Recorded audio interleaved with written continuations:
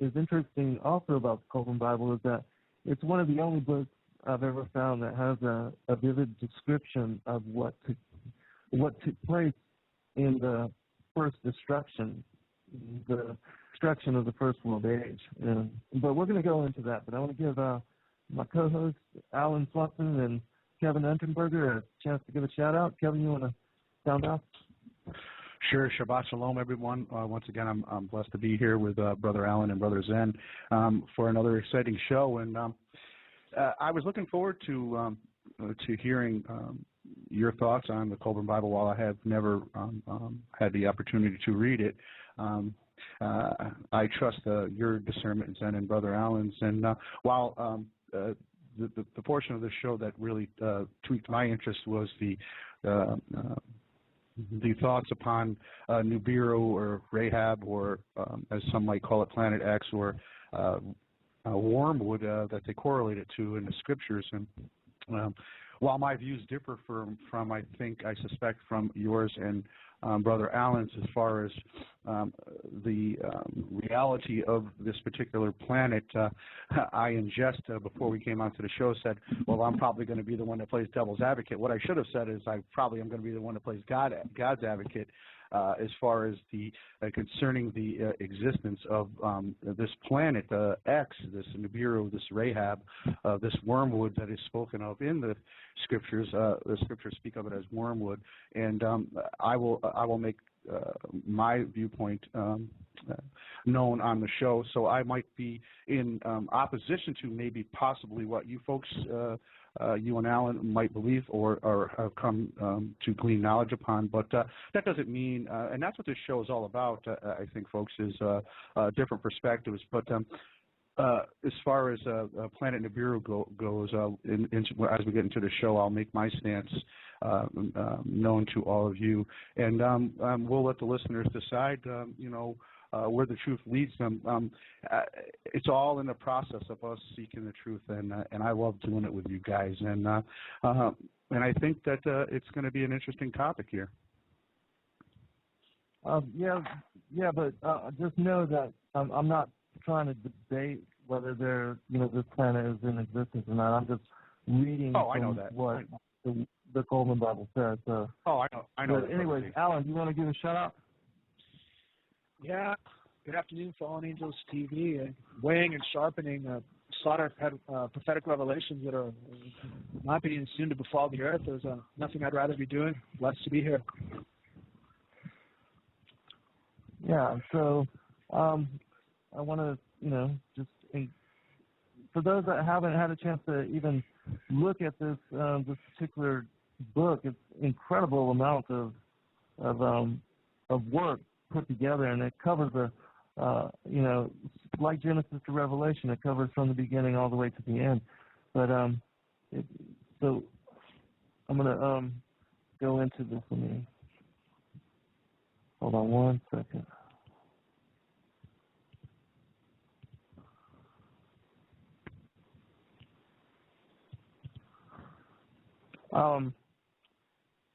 I've got to reopen the book. Hold on.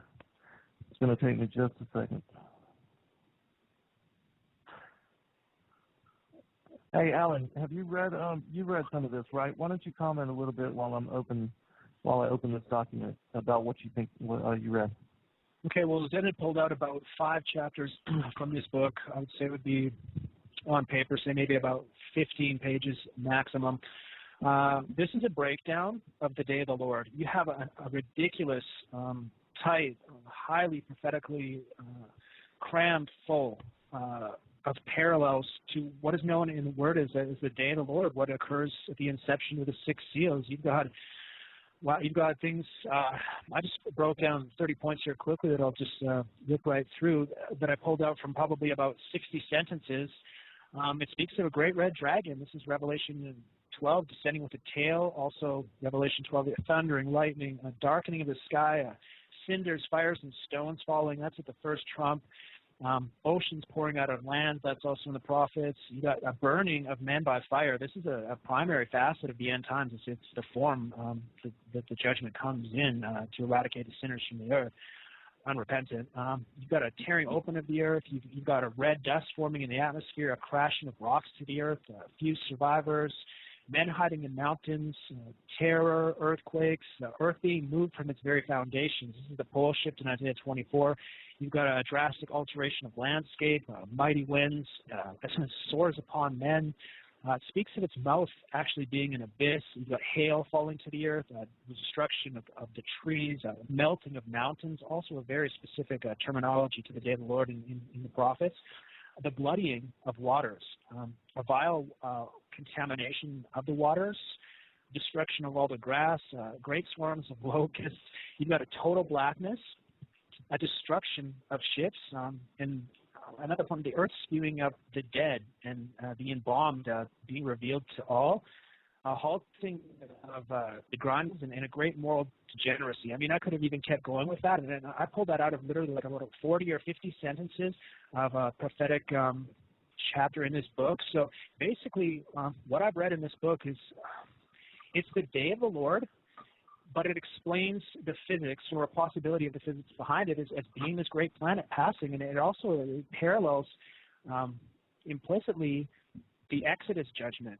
What happened there? So I'm not saying it's divinely inspired, but it is extremely interesting. And the more that I look at the incursion prophecies and the physics behind the judgments, of the final days, it really seems to be the only viable answer. It seems to be sort of something that's mentioned in the Word a lot without specifically referring it to it as a planet, aside from once in Isaiah 13. Kev, I'm going to give you a moment to comment here because I'm still having problems with this particular document, and I apologize. That's not a problem, Brother Z. Folks, when it comes to the question of this planet Exodus and Nibiru, I think it's incumbent upon people to remember where the word Nibiru came from. It comes from the Sumerian cuneiform stone tablets and writings that are probably 6,000 years old, and the term Nibiru means planet of the crossing. And as far as the Sumerian culture is concerned, I guess you could say it was the first recorded civilization on Earth after a flood, then called Sumerian, which is in today's Iraq. But when it comes to how people are tying this planet as far as to wormwood in the scriptures, I was very interested by it and all the hype that's on the internet about it. But in the revelation of Christ given to John, we find that most intriguing prophecy often used to suggest that some kind of heavenly body will crash into the earth and do great damage. The prophecy describes this as a great star named wormwood, and when we examine this concept in light of biblical support, and I'll read Revelation 8, verses 10 and 11 real quick. And a third angel sounded, and there fell a great star from heaven, burning as it were a lamp. And it fell upon the third part of the rivers, and upon the fountains of waters. And the name of the star is called wormwood. And many died of the waters because they were made bitter. So we see in that article, in that scripture, we primarily use scripture here in strict adherence to biblical animation that the Bible should interpret itself.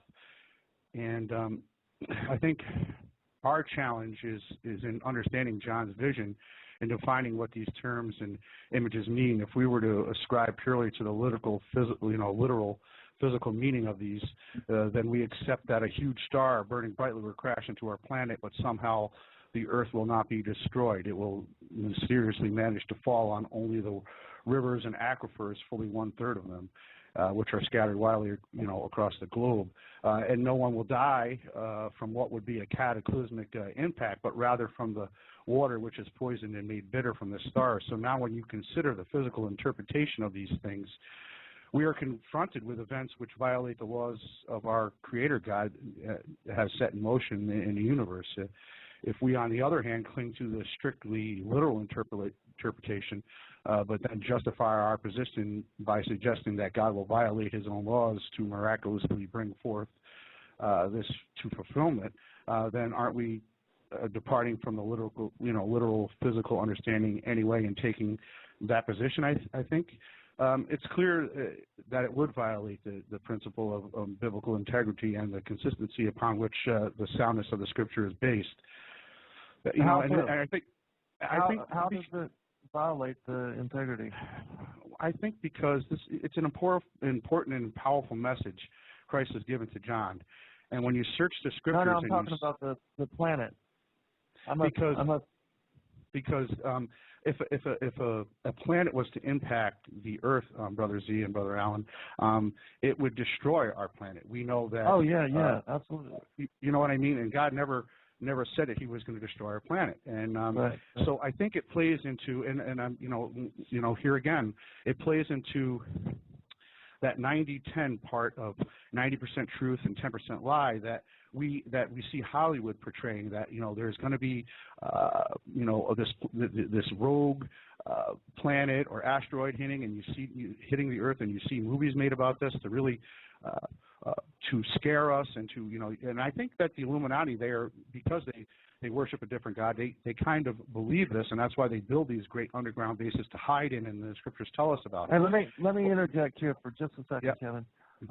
As far as the planet Nibiru, I never said that this planet was ever going to impact the Earth. Oh, and I know that. Never, And also, as far as this Kolbrin Bible, which thank God I was able to retain the document, and we're going to go into it now. The Kolbrin Bible doesn't describe this called the destroyer, and I'm not even saying that it's Niburu. All I'm saying is that something is described, and I'm not saying it's wormwood either, but something in the Kolbrin Bible, hold on. Something in the Kolbrin Bible is described as the destroyer, and it talks about it coming close to the Earth and crossing the sky, but it doesn't say that it impacts it. But we're going to go ahead we're going to go ahead and go into this because we got an hour remaining, and I need to cover a lot of territory. So this is from the destruction and the recreation. This is the Kolbrin Bible. It is known, and the story comes down from ancient times, that there was not one creation but two, a creation and a recreation. It is a fact known to the wise that the earth was utterly destroyed once and then reborn on a second wheel of creation. At the time of the great destruction of earth, God caused a dragon from out of heaven to come and encompass her about. The dragon was frightful to behold. It lashed its tail. It breathed out fire and hot coals, and a great catastrophe was inflicted upon mankind. The body of the dragon was wreathed in a cold, bright light, and beneath on the belly was a ruddy, hued glow, while behind it trailed a flowing tail of smoke, and it spewed out cinders and hot stones, and its breath was foul and stenchful, poisoning the nostrils of men. Its passages caused great thunderings and lightnings to rend the thick, darkened sky, all heaven and earth being made hot.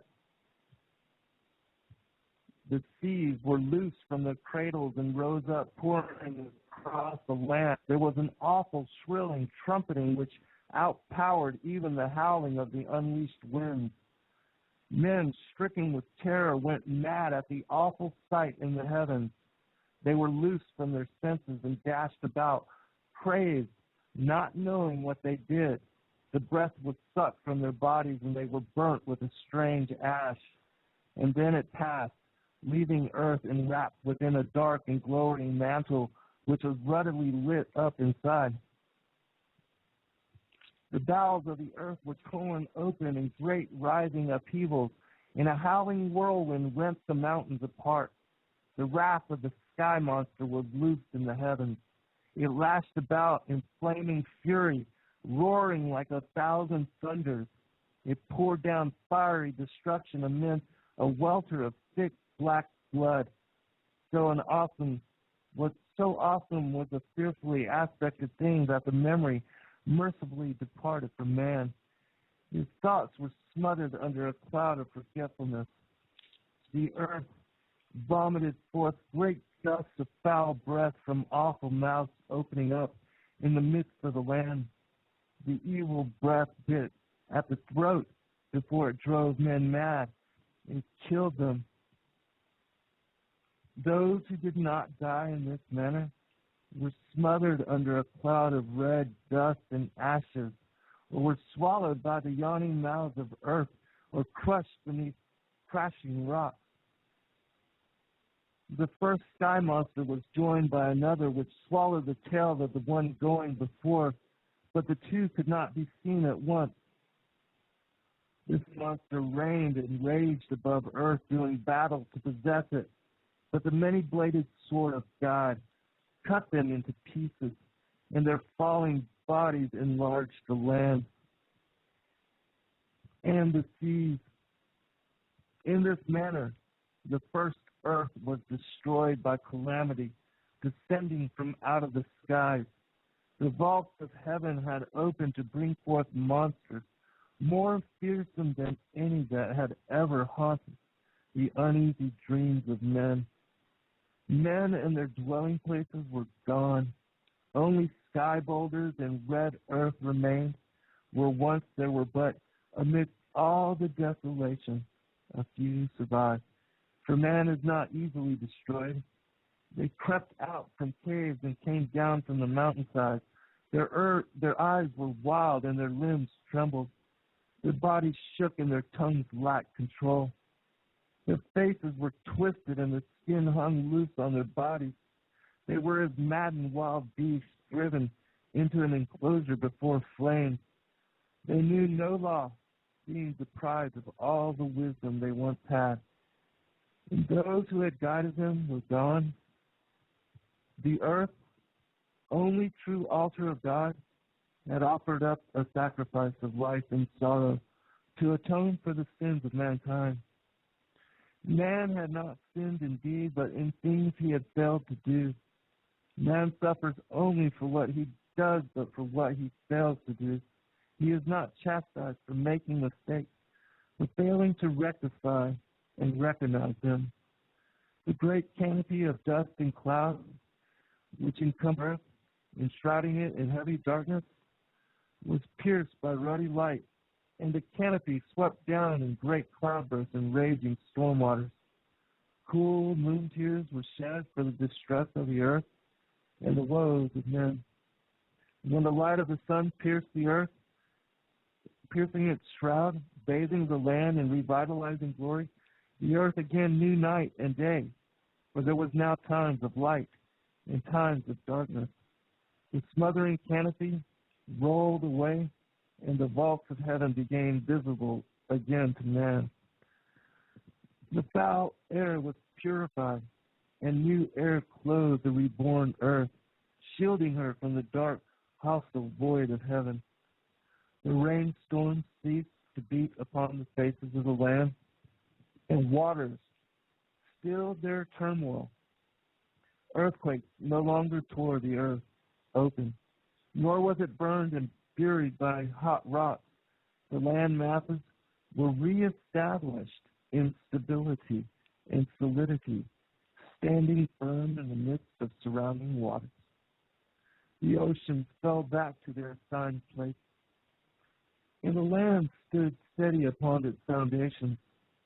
The sun shone upon land and sea, and then life was renewed upon the faces of the earth. Rain fell gently once more, and clouds of fleece floated across day skies. The waters were purified, and the sediment sank, and life increased in abundance. Life was renewed, but it was different. Man survived, but he was not the same. The sun was not as it had been, and the moon and a moon had been taken away. Man stood in the midst of renewal and regeneration, and he looked up into the heavens above in fear, for the awful powers of darkness and destruction lurking there. Henceforth, the placid skies would hold a terrifying secret, but man found the new earth firm and the heavens fixed.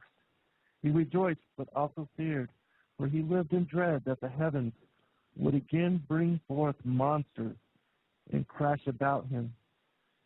And when men came forth from their hiding places and refuges, the world their fathers had known was gone forever. The face of the land was changed, and earth was littered with rocks and stones, which had fallen when the structure of heaven collapsed.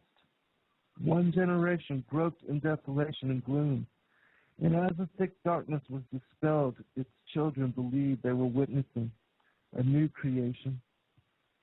Time passed, memory dimmed, and record of events was no longer clear.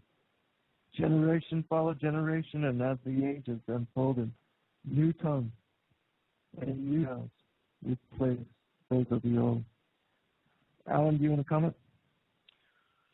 Well, I look at everything outside of the Word as a type of novel format, but I couldn't really refute what you're saying to be anti-biblical, because you look at Genesis 1 and 2, and it's in 2, it says the earth was without form and void. If you take that to the Hebrew, it can mean that it was destructed, laid waste, that it became a desert. So there's many, many different ways to look at Genesis. I think it would be closed-minded to say that any of us knows exactly what happened prior to Genesis 1 and 2. I'm open to possibilities. I've researched it somewhat, and I don't believe the world to be 6,000 years old. I think the dinosaurs did roam the earth here much longer than that. I believe that there was earth ages prior to this, whether it was angelic or human. I'm not really sure. It's not something that I would really be preaching or trying to force on anyone. I would just exhort everyone to keep an open mind and to look at this as an extremely interesting passages. In Jeremiah 4:23, it says, I looked on the earth, and behold, it was formless and void. That's tohu and bohu. That's exactly what is being spoken of in Genesis 2. It said, I looked on the mountains, and behold, they were quaking. So, and on the hills moved to and fro. I looked, and behold, there was no man, and all the birds of heavens had fled. So there was birds prior to that. Birds of the heavens can speak of demonic creatures as well, metaphorically in the Gospels.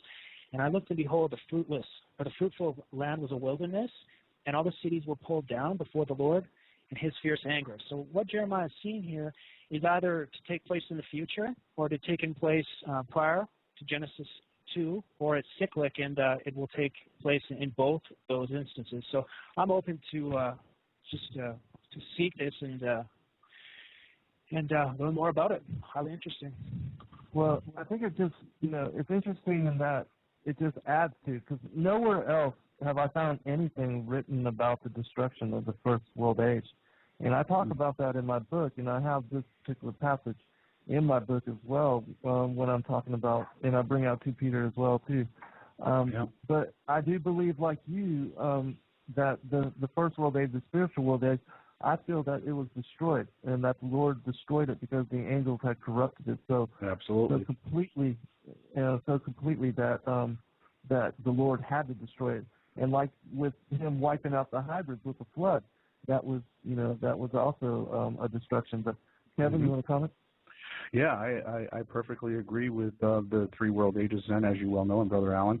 And I just want to make known, just so people don't think that we're divisive on this issue. My standpoint is just from the not from the 3rd world age context, but as far as, and I want to stipulate this just so people don't think that we're arguing with each other, but as far as the camps of the Nibiru Rahab are concerned, the Planet X are concerned, I don't want people to think that the world is going to, and there's a lot of people in those camps that we need to reach, Brother Z and Brother Allen, that really are falling for this, that a planet is going to come and crush the planet Earth and destroy it, and that's my standpoint on this. The rest of what you are speaking of, as far as what you just read from the Kolbrin Bible, is not even relating to what I was saying, talking about earlier. So yes, I do wholeheartedly believe in those 3 world ages, and I think that nails it right there in those first paragraphs that you read. But I want to let folks know that to be very weary when it comes to the Planet X or the what's being sold to us as the destruction of our planet, because our Father never told us that He would destroy the earth. And I you know what, I got to get a hold of that. Kevin, I got to get a hold of that Kolbrin. Let's focus here, man. Let's focus on the topic. I got to get a hold of that Kolbrin Bible. I can tell you that. Planet X, but let's focus on what I'm covering as far as what I'm reading. So yeah, I think it nails.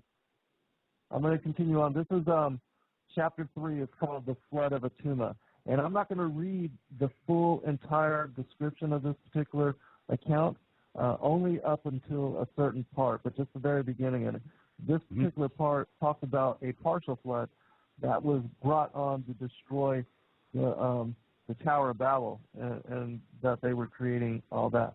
And again, I don't give any credence. I'm just reading what it says. I'm not saying that this is biblical, that this is scriptural, that this is in truth fact.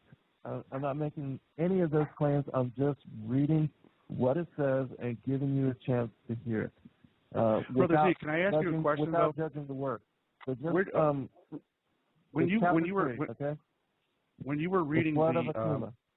Okay, I was going to ask you, when you were reading that, when in your reading, when the planet was surrounded with the red cloud, you were speaking as far as the first world age, as that covering it, correct? Yeah. When that's what the Kolbrin Bible is saying. Destruction of the first world age. Gotcha. All right. The flood of Attuna. Behold, was this not written in the days of our fathers' fathers and of their fathers before them, and given unto us that we should pass it in to you, the children of days yet unborn, that if the ability of the scribe remains with you, it could be read in your generation. Read, O children of the unborn years, and absorb the wisdom of the past, which is your heritage, the enlightening words from a past which is to you in days so far away and yet in truth so near. We are taught that we live forever, and this is true, but it is equally true that no moment of life must be wasted, for each hour and day on earth is a shaping for the future. We are the inheritors of a portion of time. We can dissipate it on futile things or utilize it on everlasting benefits. In the days of our fathers, before barren teachings clogged the thoughts of men, and vain formal ritual built a wall which obscured understanding, men walked in the light of truth. They knew there was one God alone, but because they walked in the light of truth, because they allowed their higher abilities to fall to disuse, they saw less clearly. And because he appeared in different aspects, they thought he was many. Now, in our days, God has many varied forms in the eyes of men, and each declares he alone knows the true name and the likeness of God. Here all men fall into error, though all have spoken truly according to their understanding. But truth can never bow to the limited understanding of man. The comprehension of man must expand to grasp it. In olden times there were spawned great monsters and beasts in fearful form, with frightful gnashing teeth and long ripping claws. An elephant was but a cat in comparison with them. Then, because of heavenly rebellion and turmoil and terror overwhelming the hearts of men, the Great One hardened the face of the land, which had become unstable, and the beasts were changed to stone. This was before times when the destroyer was still slumbered in the upper vaults of heaven. Thus it is written in the record of Belshazzar, in those days the people were wicked. And though the wise men among them gave many warnings of the wrath to come, they would not listen. And such is the way of the wicked. So it came about that the chastening spirit became stirred up against them, because of the odor of wickedness arising from the earth. For her nostrils abhor the smell of evil. This is a smell no man can know. For as the hounds know the smell of fear, which no man can detect, so can other beings know the smell of wickedness. The great floodgates which are above the earth were all open, and thus the floodwaters rose up to cover the land, and great rainstorms lashed down. The winds could no longer discover their destination. The people left the plain of Shinar and fled up into a great mountain rising above the flatlands. And here, near the summit, they camped feeling themselves secured. The wicked mock, saying, "No water can ever reach up here. There is not enough of it, heaven or on earth." And still the waters rose ever higher, and the mouths of the wicked were silent. The priests of the people danced and chanted in vain, and performed rituals to appease the wrath above. There came a period of quietness, and then the gateway to the heaven, wherein the chief of interpreters might commune with the other realm. What's interesting to me about this particular story is that in the book of Jubilees, there's a mention of a partial flood. And I think it's only a couple scriptures long, but I do remember that there was a mention of a partial flood, and so I'd never seen that or read that anywhere else, and so I saw that here. Alan, you want to comment here?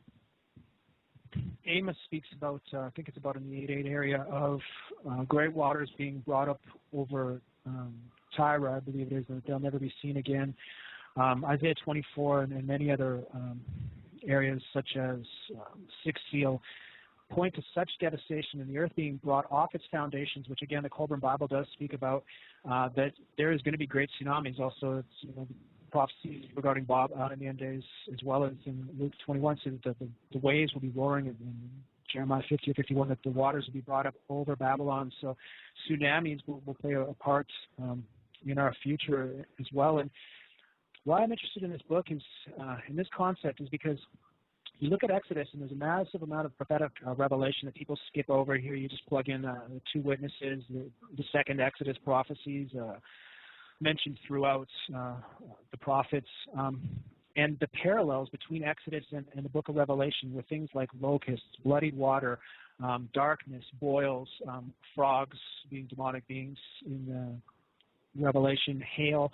All these things are mentioned in the Kolbrin Bible in just a few short, quick chapters, and I can't really find in the chapters that I read about the return of the red dragon / Nibiru, its possibilities, that is anti-biblical or anti-day of the Lord. And so the cohesive factor here, what really makes this of a high interest, is that the prophecies Zechariah Sitchin brings forth, which again is from fallen angels, but there's a lot of truth to what he's saying. It's just that sin that's Antichrist, that's the devastator, is that the book of Exodus was approximately 3,600 years ago. So this also ties into this big jigsaw puzzle, and we've had books like First Enoch, Maccabees, Esdras taken away from us. So to think that there's not some things that to be searched otherwise, I think that's a little bit naive. And again, it's a glory of God to conceal a matter, but it's the glory of a king, a spiritual king, to seek it out. So all this seems to be fitting into a great jigsaw puzzle. And again, all these books, such as First Enoch, surfacing in this day and age, as well as the availability of the internet and many other sacred texts, which can lead you astray if you give them too much credence, seems to be pointing to a picture that is being painted.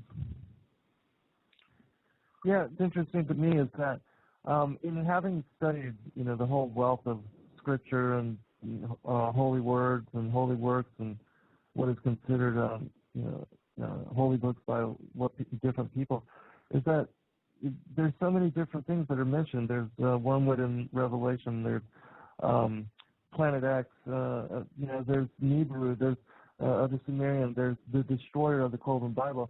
And I'm not saying that they're connected, but it seems interesting to me that they keep repeating the same phenomena. And so, whether we give any credence to whether these events are going to happen in the future or not, or a planet Nibiru coming back towards the earth or not, it seems to me, even in Revelation, there's written about, destruction on the earth and asteroids hitting. Even in the Bible code, there's a lot mentioned about asteroids impacting the earth and destroying, the ships of the sea and polluting and poisoning the waters and the rivers. And in reading and bringing forth what the Kolbrin Bible says and making it available to the listening audience, because most of you have never heard of it or even had chance to read of it, it's quite poetic. It's very eloquent in its presentation in the way that it describes the events that happened in the past, which we have no other really detailed accounting of. Even though we know the Bible talks about the three world ages, and I talk about this in my book for those that don't know about it. Basically, the first world age is the spiritual age, when everybody was in spiritual being in angelic form before we incarnated into flesh. And it was in that we were witness to the war in heaven, the rebellion of Lucifer, and the banishment of 1/3 of the angels. And then the angels were part of those that incarnated into the flesh, and that especially those that were of the middle ground that made no decision one way or the other, were part of those that incarnated into the flesh in what would be the second world age. And the second world age happened and began when Lucifer seduced Eve in the garden and impregnated her with Cain, who became the firstborn son of the devil, the firstborn son of Satan, and Adam impregnated with Abel, whom Cain slew, whom Cain murdered. And then Seth was the second son, and he was the line from which all the patriarchs were born. And those were the two lines that the whole Genesis 3:15 enmity between her seed and thy seed, that war was going to perpetuate. And that began the second world age, which would go on for 7,000 years, according to Scripture, that there would be, much like 7 days of creation, 7,000 years, these 7 days, which would make up the second world age. And then there would be a third world age where all this duality and evil and that we see now would be eliminated. There would no longer be any of that, and it would no longer be perpetuated. The Lord would no longer allow it. And evil and judgment would come into being, and salvation would be granted to those of the righteous and those that were of the wicked, the wheat and the tares. We're talking about the harvest here. And the Lord put in His Word all these different signs. And so I'm just bringing forth all these different scriptures so that people can, just hear them and judge for yourself. Go read them for yourself and decide for yourself whether they're relevant or not. I'm making no claim one way or the other. But I'm going to go ahead and take this call on area code 804 just to see if they want to make a comment. Area code 804, did you have a question or comment? Yes, I have lived through a lot of bizarre circumstances, and a lot of religions create a lot of problems. And I think what people have to do is really look within and try and, whatever they've done in their past, become more spiritual and loving with one another, and look into whatever spiritual religions they want, but with caution. And again, I have found that my strength comes from just asking Jesus to come into my heart and help me fulfill my mission in this life according to His will. As far as what's prophesied, we're all going to die a physical death. And that, again, should be an awakening for everyone, everywhere, to see that we're here for a very short period. And what are we doing with our time to make the world a better place, to make peace with our brothers and try and achieve a spiritual life in the physical plane, so that when we go into the spiritual plane again, we will have accomplished some of the lessons we came here to learn.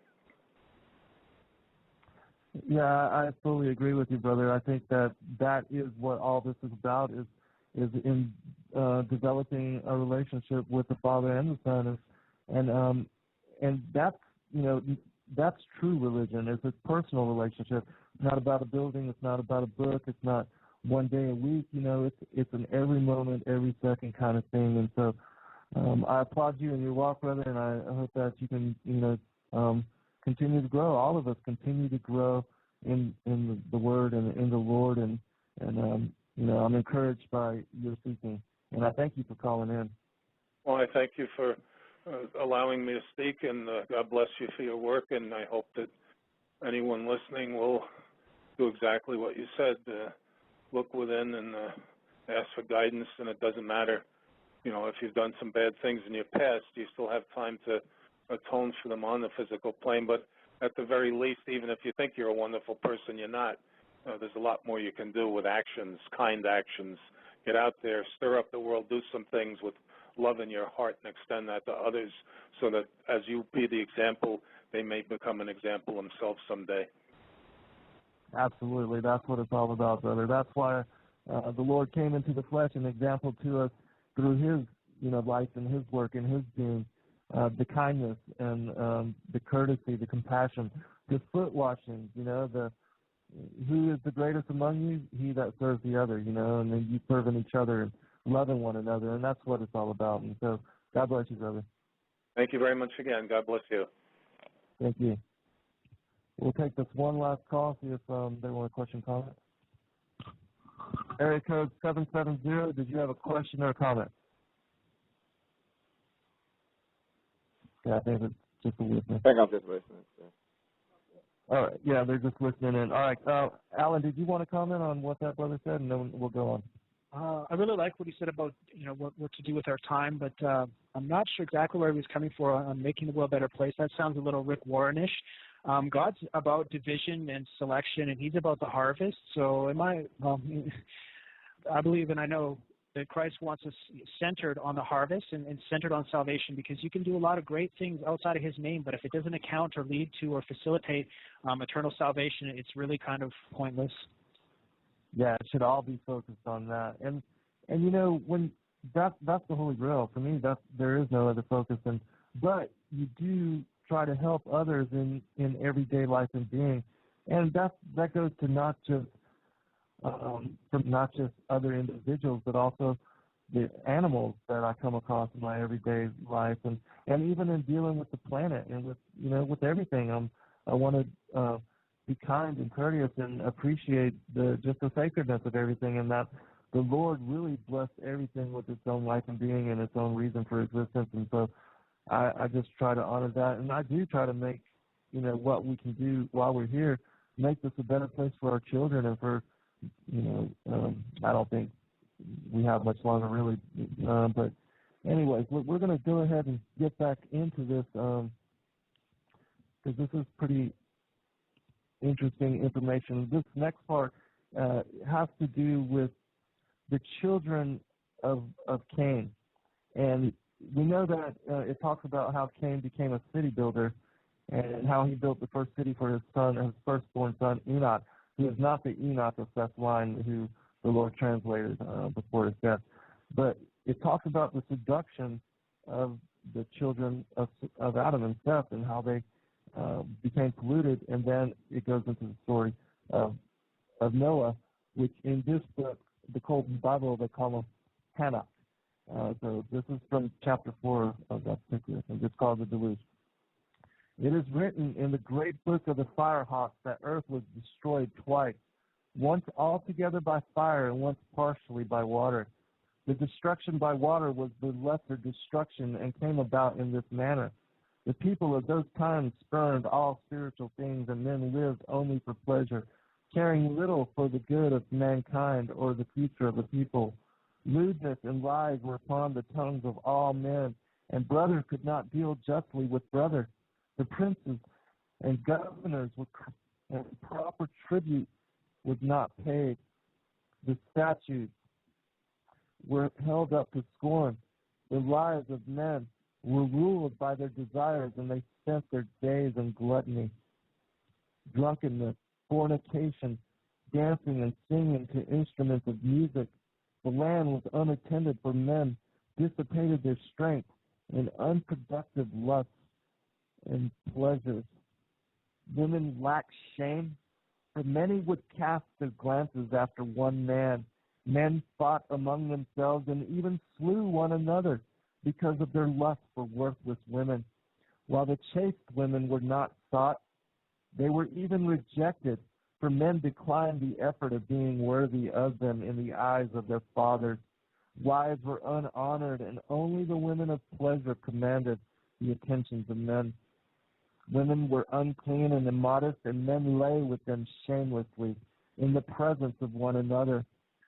Old women were more lustful than even the young ones, while virgins were seduced and corrupted in their childhood. Fathers fornicated before their sons and were admired for their prowess. They made no distinction between their sons and other men, or between their wives and other women. Deceit and violence were seen on every hand. To the east and north were high mountains, upon which dwelt a tribe called the sons of Nezerah, the men of the mountains, who were hardy men and mighty hunters, skilled in the chase and valiant in battle. The men were upright, their wives were faithful, and their sons noble. In their hearts were no unworthy thoughts, no envy or hate, no malice or deceitfulness. They did not smile before a man's face, uttering smooth words. Then, when he turned his back, reach out to stab him. In their wives and daughters there was no impure longing, and neither cursing nor lying was heard among them.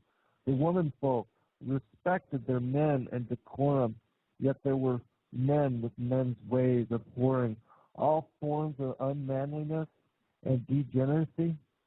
Therefore, the treasures in the cities of the plains and the weakness of the people to whom these belonged did not go unnoticed by the sons of Nezerah. So they said among themselves, "Let us go down and do a good deed among these people. Let us show them the ways of men who are strong, making them slaves, and possessing ourselves of their goods." This talk continued among the men in the marketplaces and gatherings until they were stirred up to deeds, and they gathered together a war band of fighting men. The mountain men chose leaders from among themselves after their custom and prepared to fall upon the soft-living people of the plain and to become their masters. When the chiefs of the mountain men saw what was happening, they became wroth and ordered their men to return to their flocks and pastures. The chief of chiefs stood up before the gathered warband and said, "It is our decree that this thing shall not be done. You must not go down from these mountains bringing the sword to these people. Leave them alone. As rotted fruit is left on the tree to wither and die, leave them to follow their own ways a little longer, and in the fullness of time they will destroy themselves. Make no widows among your own. If you go down there carrying fire and sword, you may find a trap laid for you among the flesh pots. The attraction of their pleasure and the temptation of their luxuries is too strong. Men such as you, like the lure of flame, have for the moth. Do not lay yourselves open to destruction, even though the manner of its accomplishment be pleasant. If you must destroy this people, then destroy utterly, so nothing remains. They are many, while we are few, and though by the keen, hard-hitting sword we may prevail in battle, yet might we not be lost under a deluge of soft feathers? Will ye be wise enough to sup on milk and honey without being drowned in it?" For a time the fighting men heeded the words of their chiefs, for they were neither willful nor reckless, but were some among them who went down to the plains in peace. They returned with tales of treasures and pleasures awaiting below, reporting that the time was ripe for an attack. The warmen hired by the lowlanders having departed, for in those days the gods of Sharpik strove against the gods of Elishter and Ladek. Then the fighting men disregarded the commands of their chiefs, and choosing war captains from among themselves, went down and fell upon the people of the plain. The people of the plain bowed before the strength of the men of the mountains. They did not fight, for among all their possessions they regarded their lives as the most valuable thing, precious above all else. They said, "Take whatever we have, our riches and harvest, the treasured things from our dwelling, even our daughters for your amusement, but leave us enough that we may live under your shadow." The sturdy men of the mountain were sickened by these half-men who had lived for 3 generations without fighting, and they despised them. The battle-hardened men who had come down from the highlands took whatsoever they desired. The plainsmen demurred, but because their stomachs turned to water before the virility of their conquerors and their protestations were words of wind, the victors clothed themselves in plundered finery and indulged themselves in the wines and delicacies of the food tables. They slept in the beds of luxuries and dissipation, every want being attended to by the vanquished. They learned the ways of sensuality which goes with soft living, and when satiated with natural pleasures, some lightened their boredom with unnatural ones. The mountain men saw that the women of the cities were beautiful, but they were not modest. They casting their charms before their masters, unashamed. So it followed they were taken, when required, and treated as chattels. The women did not complain, though hitherto they had stood equal with their menfolk. But women's equality with half men is not something of value. With women like this, the men placed no restraint on their lust, and went from excess to excess. The women, rejoicing in the strength and vigor of the men, said amongst themselves, "Here are men indeed, such as we have not known before." Then, in the manner of women, they turned away from their own men and from the households of their husbands and fathers, for now they despised them.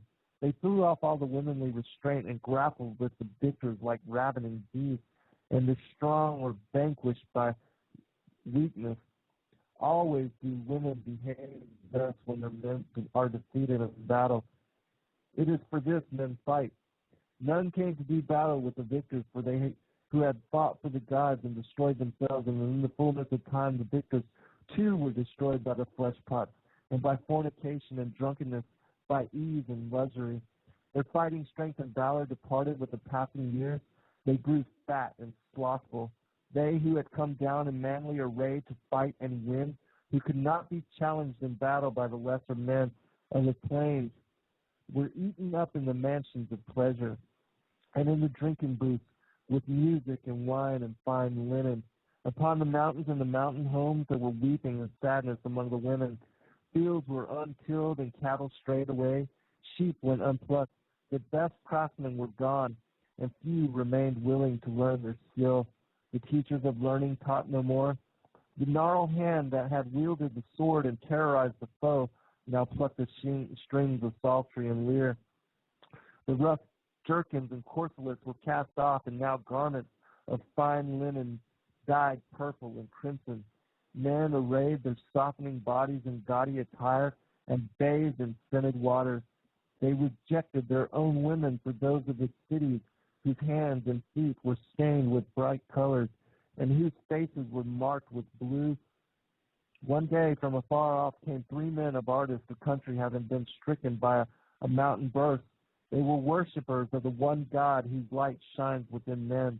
And when they had lived in the 2 cities for a number of days, they were stirred up in their hearts because of the things they saw. And so they called upon their God to see these evil things. And their God sent down a curse upon the men of the cities. And there came a strange light and smoky mist, which caught at the throats of men. All things became still and apprehensive. There were strange clouds in the skies, and nights were hung with heaviness. Many days passed before a north wind came, and the skies cleared. But then, when women conceived, they bore devils. Monstrosities came forth from their wombs, whose faces were terrible, and whose limbs were unproportioned. In those days, men knew the art of working clay and making linen in bright colors, and also the use of eye paint. They had knowledge of herbs and enchantment, and the wisdom of the book of the heavens, the knowledge of signs and omens, the secrets of the seasons of the moon and the coming of the waters. The remnants of the sons of Nezerah remained upon the mountains which are against Ardis, by the land about the encampment of Lamech. In Ardis there were wise men filled with the inner wisdom, who read the book of the heaven with understanding, and knew the signs. They saw the deeds of men in all the lands about the mountains. It had brought them to their hour. Then the day came when the lady of the night changed her garment for one of a different hue, and her form swept more swiftly across the skies. Her tresses streamed behind in gold and copper, and she rode in a chariot of fire. The people in those days were a great multitude, and a loud cry ascended into heaven. Then the wise men went to Sharapik, now called Sarapesh, and said to Sisudia, the king, "Behold, the years are shortened, and the hour of trial draws nigh. The shadow approaches this land because of its wickedness. And yet, because you have not mingled with the wicked, you are set apart and shall not perish. This, so your seeds may be preserved." And then the king sent forth for Hanak, son of Hogatir, and he came out and heard a voice among the reeds saying, Abandon your abode and possessions, for the hour of doom is at hand. Neither gold nor treasure can buy a reprieve. And then Hanok came into the cities and said to the governors, Behold, I would go down to the sea and would therefore build a great ship, that I may take my people upon it. With me will go those who trouble you, and they will take the things which cause you concern. Therefore you will be left in peace to your own enjoyment. The governor said, Come to the sea and build your ship there, and it will be well for you to go with our blessings. But Hanok answered them and said, It has been told to me in a dream that the ship should be built against the mountains, and that the sea will come up to me. And when he had gone away, they declared him mad. The people mocked him, calling him commander of the sea. But they did not hinder him, seeing gain in his undertaking. Therefore a great ship was laid down under the leadership of Hanok, son of Hogatur, for Satsudia, king of Sarapesh, from whose treasury came payment for the building of the vessel. It was built on the lake of Namos, close to the river of gold, where it divides. All household of Hanok was there, in the household of his brother, who directed the men at the cast. Blyven, captain of ships from the land beyond Ardis, was overseer of the craftsmen. The women and children carried and built.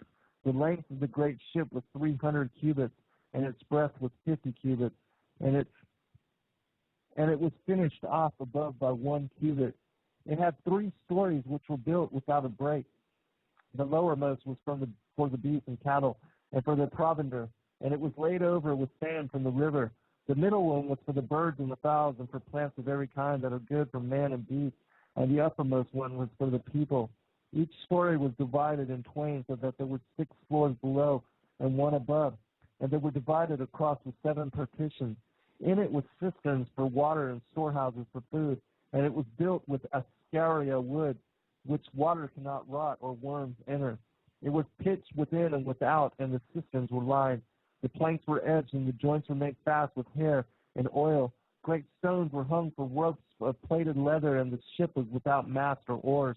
There were no poles and no openings except for the hatch beneath the eaves above whereby all things entered. The hatch was secured by great beams. Into the great ship they carried the seed of all living things, grain laid up in baskets, and many cattle and sheep were slain for meat which was smoked by fire. They also took all kinds of beasts of the field and wild beasts, and birds and fowls, and all things that crawl. Also gold and silver and metals and stones. The people of the plains came up and camped about to see this wonder. Even the sons of Nezerah were among them, and they daily mocked the builders of the great ship. But these were not dismayed, and toiled harder at the task. They said to the mockers, Have your hour, for ours will surely come. On the appointed day, they who were to go with the great ship departed for their homes, and the cabinet they combed and embraced the trees, and they gathered up handfuls of the earth. For all this they would see no more. They loaded the great ship with their possessions, and all their provender went with them. They set a ramset over the hatch, pouring out blood, milk, honey, and beer, beating upon their breasts, weeping and lamenting. The people entered the great ship and closed the hatch, making it secure within. The king had entered in with him those of his blood, in all 14, for it was forbidden that his household go into the ship. Of all the people who entered with him, 2 understood the ways of the sun and the moon, and the ways of the year and the seasons. 1 the quarrying of stones, 1 the making of bricks, and 1 the making of axes and weapons. 1 the playing of musical instruments, 1 bread, 1 the making of pottery, 1 the care of gardens, and 1 the carving of wood and stone. 1 the making of roofs, 1 the making of cheese and butter, 1 the growing of trees and plants, 1 the making of plows, 1 the weaving of cloth and making of dyes, and 1 the brewing of beer. 1 the felling and cutting of trees, 1 the making of chariots, 1 dancing, 1 the mysteries of the scribe, 1 the building of houses and the working of lettuce. There was 1 skilled in the working of cedar and willow wood, and he was a hunter, 1 who knew the cunning of games and circus, and he was a watchman. There was an inspector of water and walls, a magistrate, and a captain of men. There were 3 servants of God, and there was Hanok and his brother and their households, and Blyven and 6 men who were strangers. Then, with the dawning, men saw an awesome sight. There, riding on a great black rolling cloud, came the destroyer, newly released from the confines of the sky vault, and she raged about the heavens, for it was her day of judgment. The beast with her opened its mouth and belched forth fire, and the heavens, for it was and belched forth fire and hot stones and a vile smoke. It covered the whole sky above, and the meeting place of the earth and the heavens could no longer be seen. In the evening, the places of the stars were changed. They rolled across the sky to new stations. Then the floodwaters came. That sounds like a bullshit, doesn't it? The floodgates of heaven were opened, and the foundations of earth were broken apart. The surrounding waters poured over the land and broke upon the mountains. The storehouses of the winds burst their bolts asunder. So storms and whirlwinds were loosed to hurl themselves upon the earth. In the seething waters and howling gales, all buildings were destroyed. Trees were uprooted and mountains cast down. There was a time of great heat, and then came a time of bitter cold. The waves or the waters did not rise and fall, but seethed and swirled, and there was an awful sound above. The pillars of the heaven were broken and fell down to earth. The sky vault was rent and broken. The whole of creation was in chaos. The stars in the heavens were loosened from their places, so they dashed about in confusion. There was a revolt on high. A new ruler appeared there and swept across the sky in majesty. Those who had not labored at the building of the great ship and those who had mocked the builders came quickly to the place where it was lying. They climbed upon the ship and beat upon it with their hands. They raged and pleaded but could not enter inside, and nor could they break the wood. As the great ship was borne up by the waters, it rolled and there was swept off, for there was no foothold for them. The ship was lifted by the mighty surge of waters and hurled among the debris, but it was not dashed upon the mountainside because of the place where it was built. All the people not saved within the ship were swallowed up, and in the midst of the raging confusion, and their wickedness and their corruption was purged away from the face of the earth. The swelling waters swept up to the mountaintop and filled the valleys. They did not rise like waters poured into a bowl, but came in great surging torrents. When the tumult and the waters became still, they stood no more than 3 cubits above the earth. The destroyer passed away into the fastness of heaven, and the great flood remained 7 days, diminishing day by day, as the waters drained away to spread out calmly, and the great ship drifted among a brown scum and debris of all kinds. After many days, the great ship came to rest on Pont Cardo in the mountains of Ashtar against Nishan in the land of God. Alan, I'm going to get you to comment here, and then I'm going to go ahead and extend this show 30 minutes. You mind hanging out 30 minutes more because I want to read the next passage from this particular thing. Yeah, my pleasure. So I read it on either the Locust Army 1 or 2 show, and I don't have it right in front of me right now, but I believe it's Jasher, possibly Jubilees, around the 4th chapter, with the tale of the flood. It speaks about the earth, basically tottering to and fro, being shaken violently, being torrents amongst the flood. So Ezekiel 26 and 19 says, I shall bring up the deep, which is the great quantities of water, or the ocean, over you, and great waters will cover you. And it speaks about them descending down to the pit and being brought down to the people of old. And Amos 8:8 says, because of this will not the land quake, and everyone who dwells in it mourn? Indeed, all of it will rise up like the Nile, and it will be tossed about and subside like the Nile. In that day, that I will make the sun, moon, and make the earth dark in broad daylight. So if you examine a pole shift, according to prominent scientists, you're looking at the equator will actually decrease or drop literally 25 kilometers, and where the new pole will end up appearing, that land will actually literally rise up 25 to 30 kilometers. Another place that you can find what we're speaking about regarding Nibiru is the fact that there's a great red dragon mentioned in Revelation 12 in the sky, borrowing from Lynn Templeton. I think that the Lord is giving us a hint about the red sky in Matthew 16, 2 and 3. And Isaiah 13, which is a prophecy regarding the return of the Nephilim, the Septuagint directly refers to it as them being the giants returning. It's a correct interpretation, the Gabor of Revelation 6:4. It says that in 13 and 5, so they come from a far country, from the end of heaven. So what that is truly saying in the Hebrew is that they're coming from a remote world, from the extremity of visible space. And I can't see anything else here lining up because of all the things that are landing upon the earth in the trumpets seem to parallel what's being spoken of in this book so directly. You've got a sort of an escalation of physicals descending upon the earth, and it steps up. So again, that star wormwood could be interpreted as an angel. It obviously can't be a star, but I don't know. The more that I'm hearing you speak, Zen, and just tying it into the timeline of when the flood was, Jasher, some of Sitchin's work, which I don't aspire to, he's definitely an antichrist. Then you've got Exodus, and then you've got the book of Revelation, all the pole shifts you can read about in Isaiah 24. What else is going to make the earth stagger and reel to and fro? You just track back with the timing, and you can't say me this with 100% certainty, but again, it's definitely worth researching. And someone's going to have an explanation if this thing shows up in the sky. So I believe this to be divinely inspired. And when this thing does show up, everyone who's listening and has got a Bible is going to be able to preach and teach their way out for our Father. What's so interesting to me about this Kolbrin Bible, and like I said, it's a huge collection of works. It's thicker than the King James Version of the Bible. Is that it talks about, again, the destruction of the first world age, which I haven't found in many places at all, except for in several references in the Word, but nowhere else ever mentioned, and especially not in this particular amount of detail. And then all the different accounts. It's just interesting because, the story of Noah and the end of the flood is in the Kolbrin Bible, and the deluge, and how, everybody doubts that there was ever a worldwide flood, and yet it's recanted over and over in all the different mythologies of the world.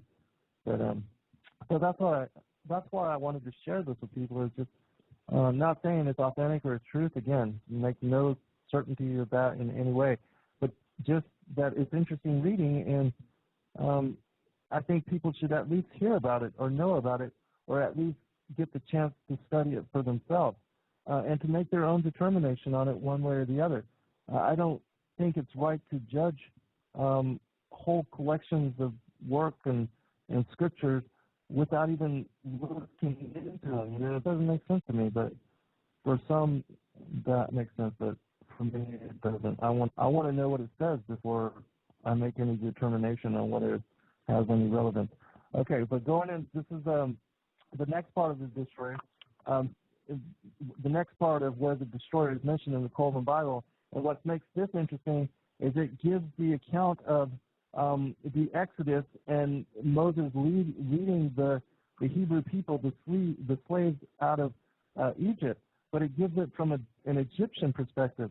So in this accounting, it talks about the Hebrew people as the slaves, and it talks about their God, and this is a really interesting account. I think you guys are going to like this. And so I extended the show for another 30 minutes just because I wanted to get this particular tale on this particular show. This one is called The Destroyer, Part 1, from the Great Skull, and this is from the Book of Manuscripts. Men forget the days of the destroyer. Only the wise know where it went and that it will return in its appointed hour. It raged across the heavens in its days of wrath, and this was its likeness. It was a billowing cloud of smoke enwrapped in a ruddy glow, not distinguishable in joint or limb. Its mouth was an abyss from which came flame, smoke, and hot cinders. When ages pass, certain laws operate upon the stars in the heavens. Their ways change. There is movement and recklessness. They are no longer constant, and the great light appears redly in the skies. When blood drops upon the earth, the destroyer will appear, and mountains will open and belch forth fire and ashes. Trees will be destroyed, and all living things engulfed. Waters will be swallowed in land, and seas will boil. The heavens will burn brightly and redly. There will be a copper hue over the face, and followed by a day of darkness. A new moon will appear and break up and fall. The people will scatter in madness. They will hear the trumpet and battle cry of the destroyer and will seek refuge in the den in the earth.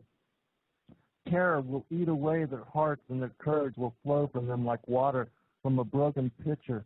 They will be eaten up in the flames of wrath and consumed by the breath of the destroyer.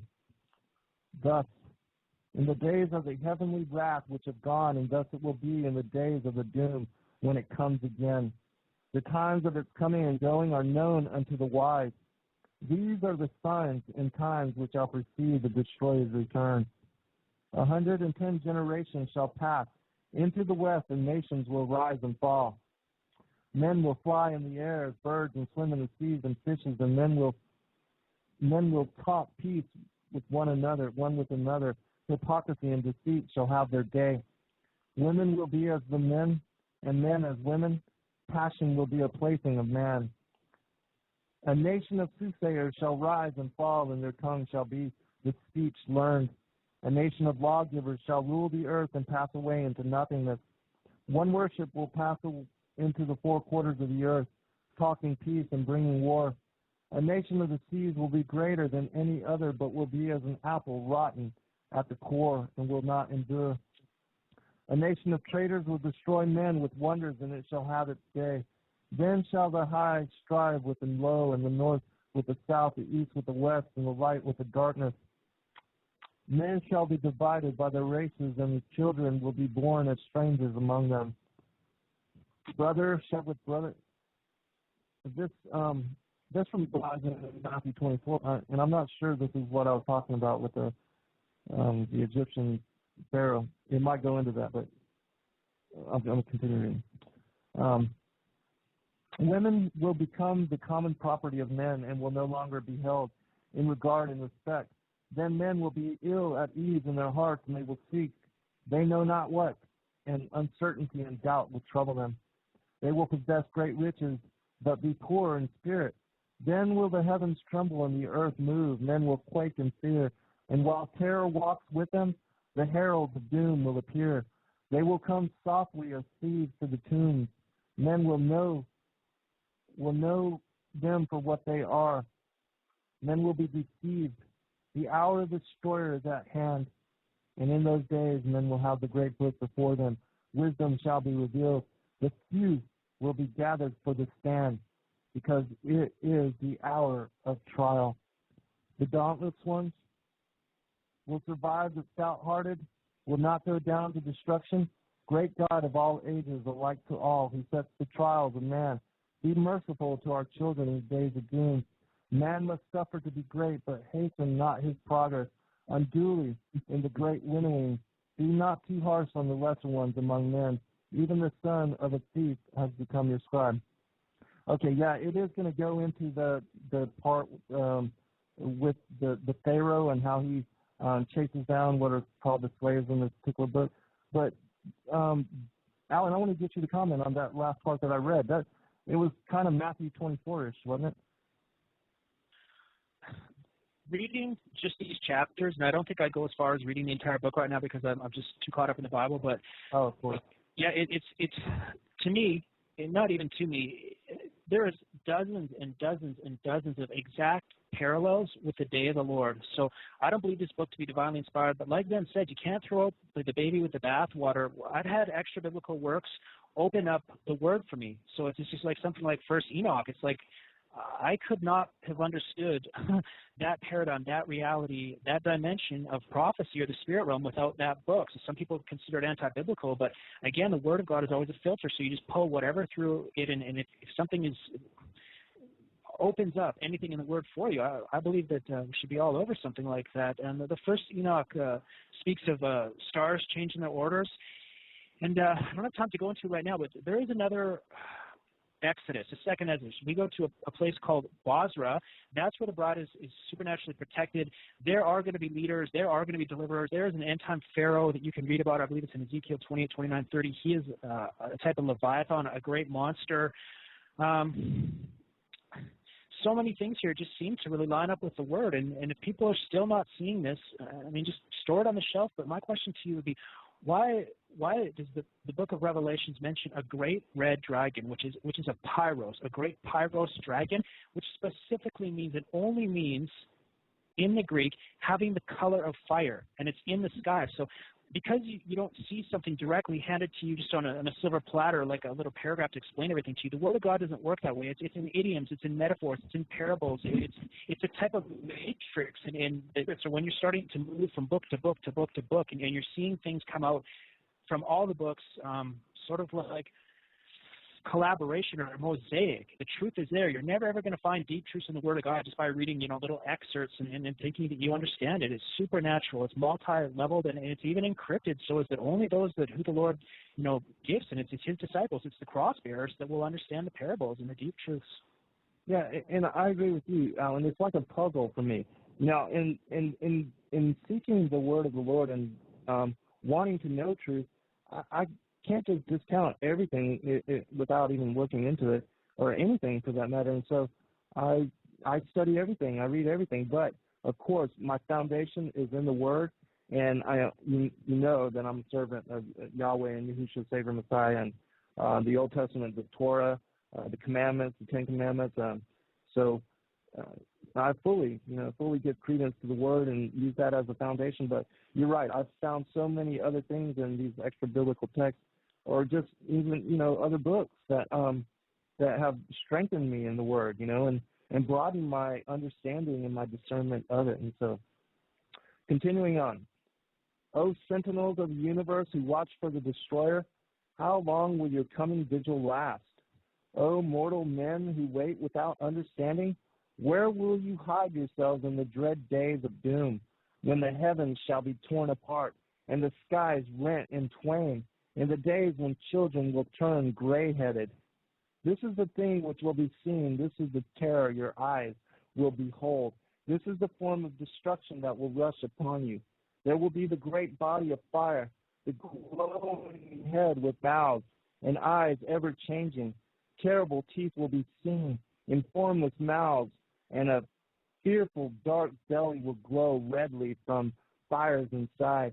Even the most stout-hearted man will tremble, and his bowels be loosened, for this is not a thing of understandable to men.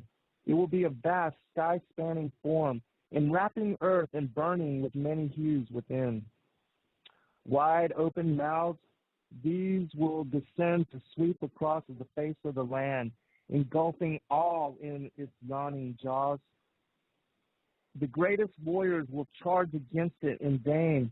The fangs will fall out, and lo, they are terror-inspiring things of cold, hardened water.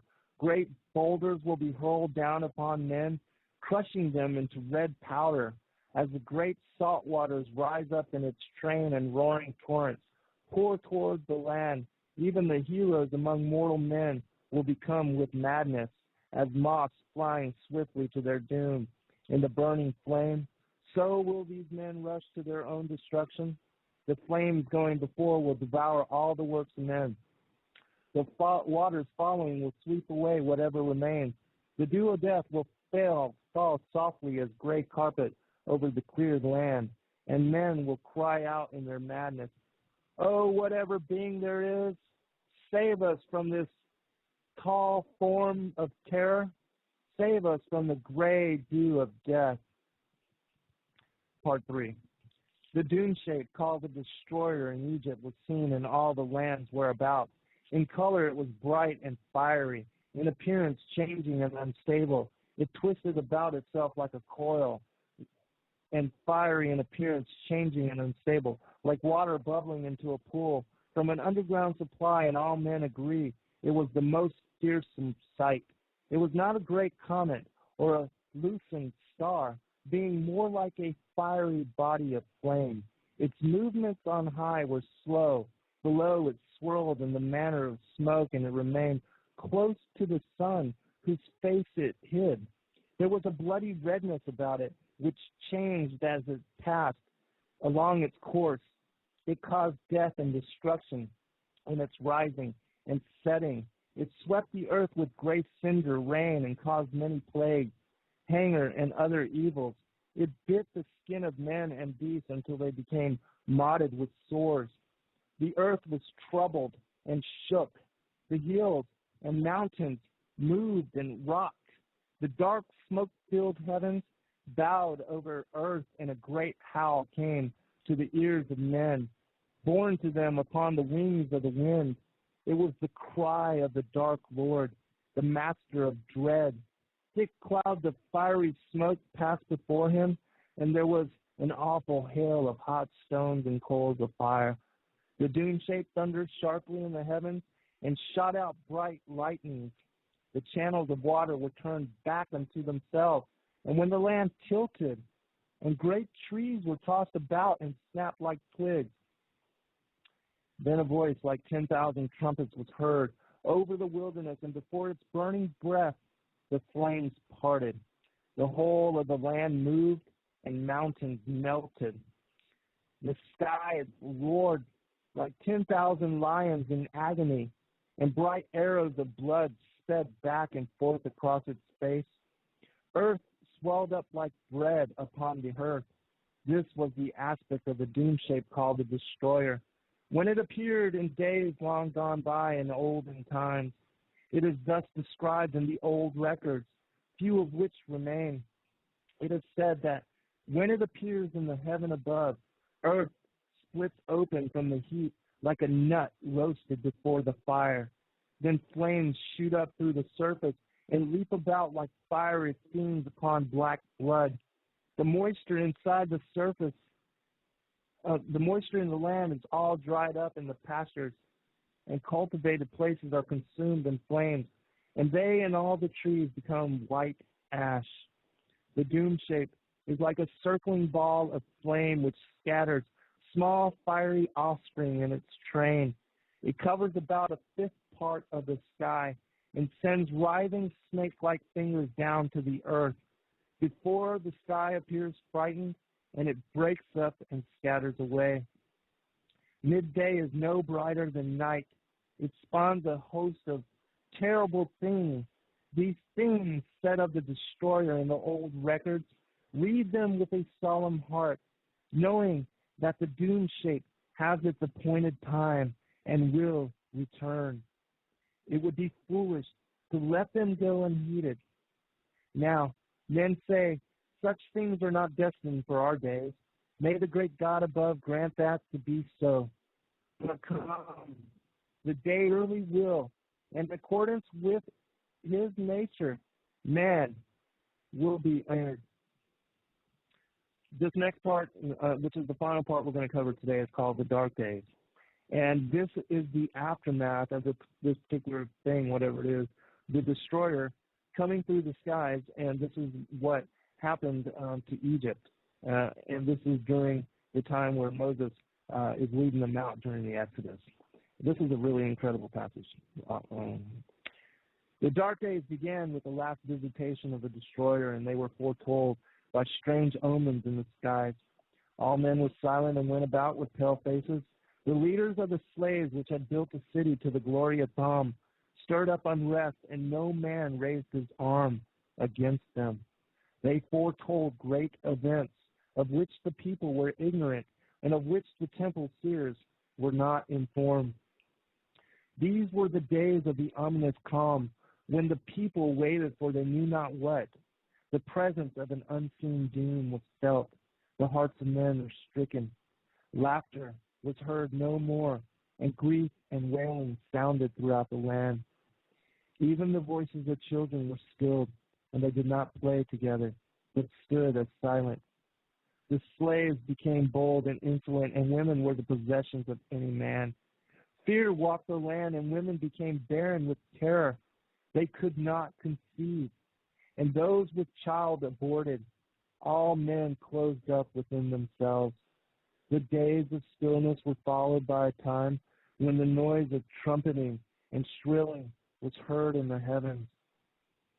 And the people became as frightened without a herdsman, as asses when lions prowl without their foal.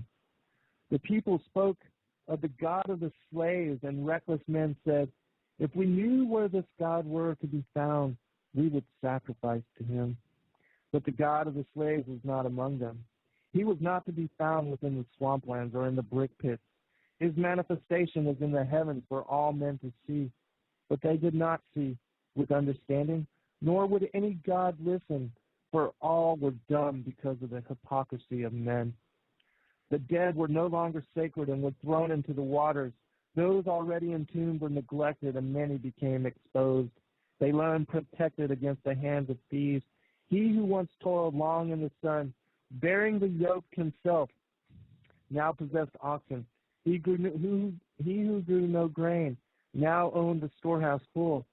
He who once dwelt at ease among his children, now thirsted for water. He who once sat in the sun with crumbs and dregs was now bloated with food. He reclined in the shade, his bowls overflowing. Cattle were left unattended to roam into strange pastures, and men ignored their marks and slew the beasts of their neighbors. No man owned anything. The public records were cast forth and destroyed, and no man knew who were slaves nor who were masters. The people cried out to the Pharaoh in their distress, but he stopped his ears and acted like a deaf man. There were those who spoke falsely before Pharaoh and had gods hostile towards the land. Therefore, the people cried out for their blood to appease it. But it was not these strange priests who put strife in the land instead of peace. For one was even of the household of Pharaoh and walked among the people unhampered. They're talking about Moses. Dust and smoke clouds darkened the sky and colored the waters upon which they fell with a bloody hue. Plague was throughout the land. The river was bloody and blood was everywhere. The water was vile and men's stomachs shrank from drinking. Those who did drink from the river vomited up, for it was polluted. The dust tore wounds in the skin of man and beast. In the glow of the destroyer, the earth was filled with redness. Vermin bred and filled the air and face of the earth with loathsomeness. Wild beasts afflicted with torments under the lashing sand and ashes came out of their lairs in the wastelands and cave places and stalked the abodes of men. All the tame beasts whimpered, and the land was filled with the cries of sheep and the moan of cattle. Trees throughout the land were destroyed. No herb or fruit was to be found. The face of the land was battered and devastated by a hail of stones, which smashed down all that stood in the path of the torrents. They swept down in hot showers, and strange flowing fire ran along the ground in their wake. The fish of the river died in the polluted waters. Worms, insects, and reptiles sprang up from the earth in huge numbers. Great gusts of wind brought swarms of locusts, which covered the sky as the destroyer flung itself through the heavens. It blew great gusts of cinders across the face of the land. The gloom of a long night spread a dark mantle of blackness, which extinguished every ray of light. None knew when it was day and when it was night, for the sun cast no shadow. The darkness was not the clean blackness of night, but a thick darkness in which the breath of men was stopped in their throats. Men gasped in a hot cloud of vapor, which enveloped all the land and snuffed out all lamps and fires. Men were benumbed and lay moaning in their beds. None spoke to another or took food, for they were overwhelmed with despair. Ships were sucked away from their moorings and destroyed in great whirlpools. It was a time of undoing. The earth turned over as clay spun upon a potter's wheel. The whole land was filled with uproar from the thunder of the destroyer overhead and the cry of the people. There, as the sound of moaning and lamentation on every side, the earth spewed up its dead. Corpses were cast out of their resting places, and the embalmed were revealed to the sight of all men. Pregnant women miscarried, and the seed of men was stopped. The craftsman left his task undone. The potter abandoned his wheel, and the carpenter his tools, and they departed to dwell in the marshes. All crafts were neglected, and the slaves lured the craftsmen away. The dues of Pharaoh could not be collected, for there was neither wheat nor barley, goose nor fish. The rights of Pharaoh could not be enforced, for the fields of grain and the pastures were destroyed. The highborn and the lowly prayed together that life might come to an end and the turmoil and thundering ceased to beat upon the ears. Terror was the companion of men by day, and horror the companion by night. I'm going to skip down a little bit so I can get to the part where they're chasing. There were 9 days of darkness and upheaval, while a tempest raged such as never had been known before. When it passed away, brother hurried brother throughout the land. Men rose up against those in authority and fled from the cities to dwell in the tents in the outlands. Egypt lacked great men to deal with these times. The people were weak from fear and bestowed gold, silver, lapis, lazuli, turquoise, and copper upon the slaves. And to their priests they gave chalices, urns, and ornaments. Pharaoh alone remained calm and strong in the midst of the confusion. The people turned to wickedness in their weakness and despair. Harlots walked through the streets unashamed. Women paraded their limbs and flaunted their womanly charms. High-born women were in rags, and the virtuous were mocked. The slaves spared by the destroyer left the cursed land forthwith. Their multitude moved in the gloom of a half dawn, under a mantle of fine swirling gray ash, leaving the burnt fields and shattered cities behind them. Many Egyptians attached themselves to the host, for one who was great led them forth, a priest, prince of the inner courtyard. Of course, that's Moses. Fire mounted up on high, and its burning left with the enemies of Egypt. It rose up from the ground as a fountain and hung as a curtain in the sky. In 7 days, by Remwar, the accused ones journeyed to the waters. They crossed the heaving wilderness, while the hills melted around them. Above, the skies were torn with lightning. They were sped by terror, but their feet became entangled in the land, and the wilderness shut them in. They knew not the way, for no sign was constant before them. They turned before Nashari and stopped at Shokoth, the place of quarries. They passed the waters of Maha and came by the valley of Pictaroth, northward of Mara. They came up against the waters which blocked their way, and their hearts were in despair. The night was a night of fear and dread, for there was a high moaning above the black winds. From the underworld were loosed, and fire sprang up from the ground. The hearts of the slaves shrank within them, for they knew the wrath of Pharaoh followed them, and that there was no way of escape. They hurled abuse on those who led them.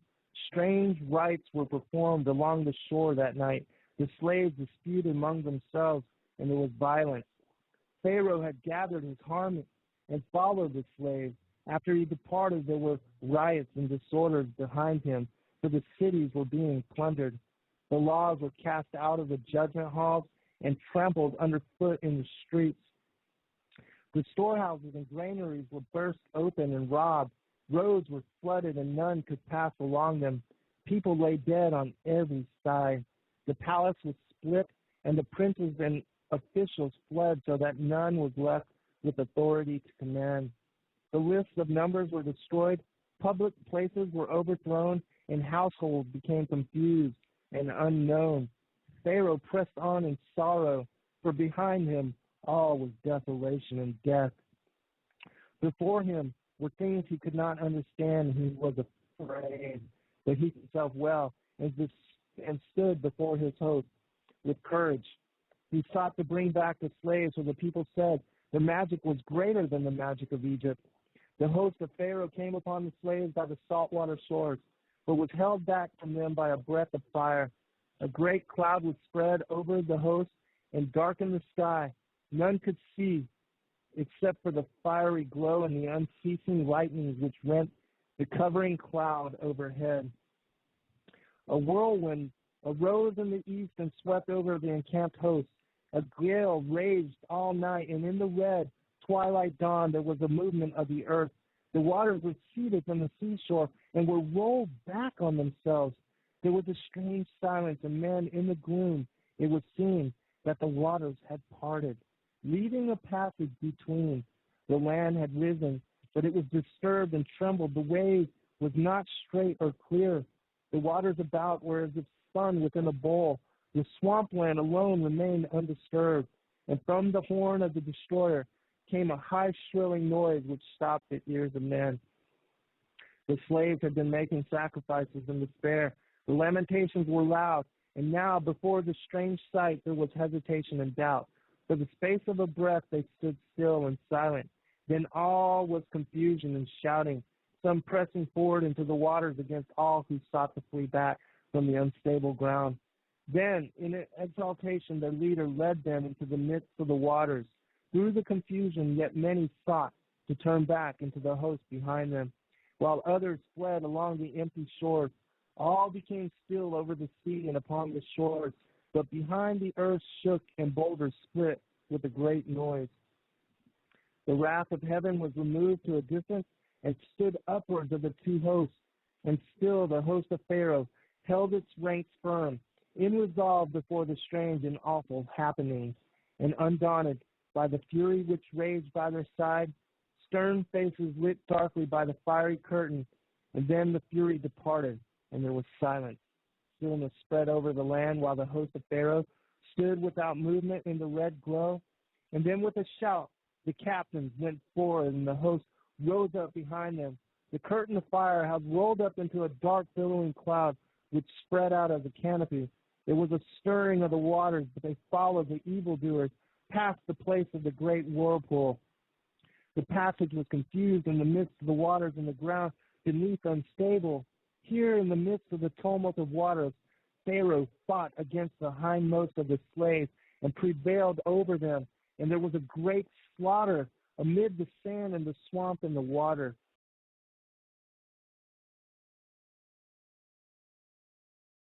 Is interesting also about the Kolbrin Bible is that it's one of the only books I've ever found that has a vivid description of what took place in the first destruction, the destruction of the First World Age.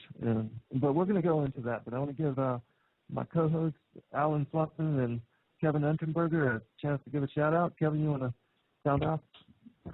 Sure. Shabbat Shalom, everyone. Once again, I'm blessed to be here with Brother Alan and Brother Zen for another exciting show. And I was looking forward to hearing your thoughts on the Kolbrin Bible while I have never had the opportunity to read it. I trust your discernment, Zen, and Brother Alan's. And while the portion of the show that really tweaked my interest was the thoughts upon Nibiru or Rahab, or as some might call it, Planet X, or wormwood that they correlate it to in the scriptures. And while my views differ from I suspect from yours and Brother Allen's as far as the reality of this particular planet, I in jest before we came onto the show said, well, I'm probably going to be the one that plays devil's advocate. What I should have said is I probably am going to be the one that plays God's advocate as far as the concerning the existence of this planet X, this Nibiru, this Rahab, this wormwood that is spoken of in the scriptures. The scriptures speak of it as wormwood, and I will make my viewpoint known on the show. So I might be in opposition to maybe possibly what you folks, you and Alan, might believe or have come to glean knowledge upon. But that doesn't mean, and that's what this show is all about, I think, folks, is different perspectives. But as far as Planet Nibiru goes, as we get into the show, I'll make my stance known to all of you, and we'll let the listeners decide, where the truth leads them. It's all in the process of us seeking the truth, and I love doing it with you guys, and I think that it's going to be an interesting topic here. Yeah, but just know that I'm not trying to debate whether this planet is in existence or not. I'm just reading I know that. What the Kolbrin Bible says. So. I know. But anyways, Alan, do you want to give a shout out? Yeah. Good afternoon, Fallen Angels TV, weighing and sharpening slaughter prophetic revelations that are, in my opinion, soon to befall the earth. There's nothing I'd rather be doing. Blessed to be here.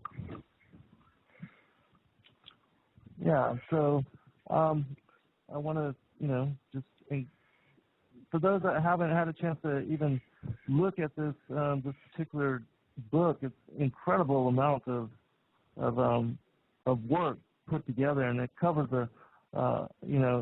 like Genesis to Revelation, it covers from the beginning all the way to the end. But so I'm gonna go into this. Let me hold on one second.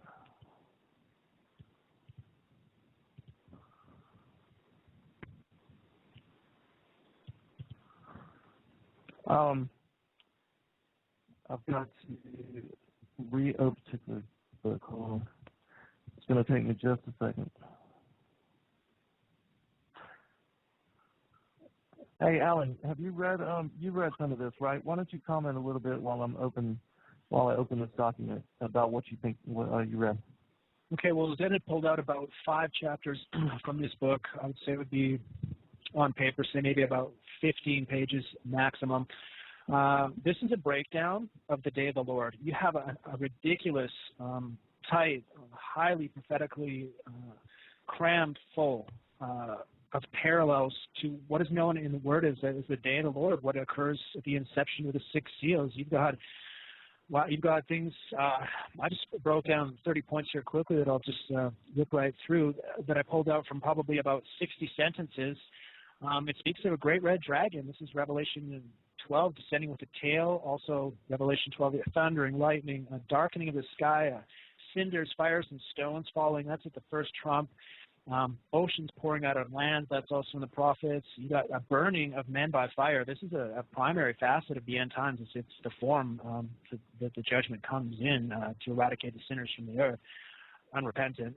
You've got a tearing open of the earth. You've got a red dust forming in the atmosphere, a crashing of rocks to the earth, a few survivors, men hiding in mountains, terror, earthquakes, the earth being moved from its very foundations. This is the pole shift in Isaiah 24. You've got a drastic alteration of landscape, mighty winds, soars upon men. It speaks of its mouth actually being an abyss. You've got hail falling to the earth, the destruction of the trees, melting of mountains, also a very specific terminology to the day of the Lord in the prophets. The bloodying of waters, a vile contamination of the waters, destruction of all the grass, great swarms of locusts.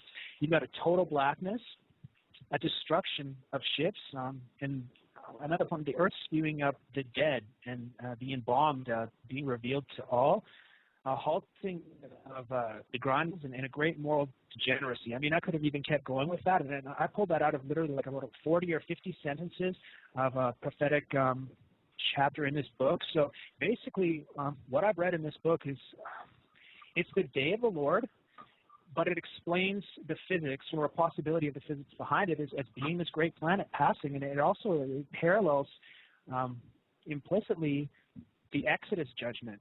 What happened there? So I'm not saying it's divinely inspired, but it is extremely interesting, and the more that I look at the incursion prophecies and the physics behind the judgments, of the final days, it really seems to be the only viable answer. It seems to be sort of something that's mentioned in the Word a lot without specifically referring it to it as a planet, aside from once in Isaiah 13.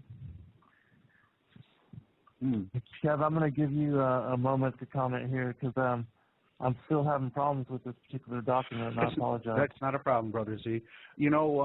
Folks, when it comes to the question of this Planet X or this Nibiru, I think it's incumbent upon people to remember where the word Nibiru came from. It comes from the Sumerian cuneiform stone tablets and writings that are probably 6,000 years old. And the term Nibiru means planet of the crossing. And as far as the Sumerian culture is concerned, I guess you could say it was the first recorded civilization on Earth after a flood, then called Sumerian, which is in today's Iraq. But when it comes to how people are tying this planet as far as to wormwood in the scriptures, I was very interested by it and all the hype that's on the internet about it. But in the revelation of Christ given to John, we find that most intriguing prophecy often used to suggest that some kind of heavenly body will crash into the earth and do great damage. The prophecy describes this as a great star named wormwood, and when we examine this concept in light of biblical support. And I'll read Revelation 8, verses 10 and 11 real quick. And a third angel sounded, and there fell a great star from heaven, burning as it were a lamp. And it fell upon the third part of the rivers, and upon the fountains of waters. And the name of the star is called wormwood. And many died of the waters because they were made bitter. So we see in that article, in that scripture, we primarily use scripture here in strict adherence to biblical, admonition that the Bible should interpret itself. And I think our challenge is in understanding John's vision and defining what these terms and images mean. If we were to ascribe purely to the literal physical meaning of these, then we accept that a huge star burning brightly will crash into our planet, but somehow the Earth will not be destroyed. It will mysteriously manage to fall on only the rivers and aquifers, fully 1/3 of them, which are scattered widely, across the globe. And no one will die from what would be a cataclysmic impact, but rather from the water which is poisoned and made bitter from the stars. So now when you consider the physical interpretation of these things, we are confronted with events which violate the laws of our Creator God has set in motion in the universe.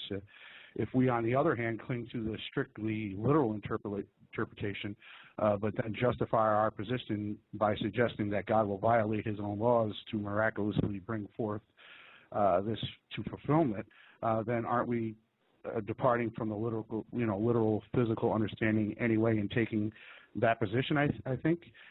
It's clear that it would violate the principle of biblical integrity and the consistency upon which the soundness of the Scripture is based. How does it violate the integrity? I think because it's an important and powerful message Christ has given to John. And when you search the Scriptures... No, I'm talking about the planet. Because if a planet was to impact the Earth, Brother Z and Brother Allen, it would destroy our planet. We know that. Oh yeah, absolutely. You know what I mean? And God never said that he was going to destroy our planet. And right. So I think it plays into, and here again, it plays into that 90-10 part of 90% truth and 10% lie that we see Hollywood portraying, that there's going to be this rogue planet or asteroid hitting the Earth, and you see movies made about this to really to scare us and to and I think that the Illuminati, because they worship a different God, they kind of believe this, and that's why they build these great underground bases to hide in, and the Scriptures tell us about it. And let me interject here for just a second, yeah. Kevin. As far as the planet Nibiru, I never said that this planet was ever going to impact the Earth. Oh, and I know that. And also, as far as this Kolbrin Bible, which thank God I was able to retain the document, and then we're going to go into it now. The Kolbrin Bible doesn't describe this called the destroyer, and I'm not even saying that it's Nibiru. All I'm saying is that something is described, and I'm not saying it's wormwood either, but something in the Kolbrin Bible. Hold on. Something in the Kolbrin Bible is described as the destroyer, and that it talks about it coming close to the Earth and crossing the sky, but it doesn't say that it impacts it. But we're going to go ahead and go into this because we got an hour remaining, and I need to cover a lot of territory. So this is from the destruction and the recreation. This is the Kolbrin Bible. It is known, and the story comes down from ancient times, that there was not one creation but two, a creation and a recreation. It is a fact known to the wise that the earth was utterly destroyed once and then reborn on a second wheel of creation. At the time of the great destruction of earth, God caused a dragon from out of heaven to come and encompass her about. The dragon was frightful to behold. It lashed its tail. It breathed out fire and hot coals, and a great catastrophe was inflicted upon mankind. The body of the dragon was wreathed in a cold, bright light, and beneath on the belly was a ruddy, hued glow, while behind it trailed a flowing tail of smoke, and it spewed out cinders and hot stones, and its breath was foul and stenchful, poisoning the nostrils of men. Its passages caused great thunderings and lightnings to rend the thick, darkened sky, all heaven and earth being made hot. The seas were loosed from their cradles and rose up, pouring across the land. There was an awful shrilling, trumpeting, which outpowered even the howling of the unleashed winds. Men, stricken with terror, went mad at the awful sight in the heavens. They were loosed from their senses and dashed about, crazed, not knowing what they did. The breath was sucked from their bodies, and they were burnt with a strange ash. And then it passed, leaving earth enwrapped within a dark and glowing mantle, which was ruddily lit up inside. The bowels of the earth were torn open in great rising upheavals, and a howling whirlwind rent the mountains apart. The wrath of the sky monster was loosed in the heavens. It lashed about in flaming fury, roaring like 1,000 thunders. It poured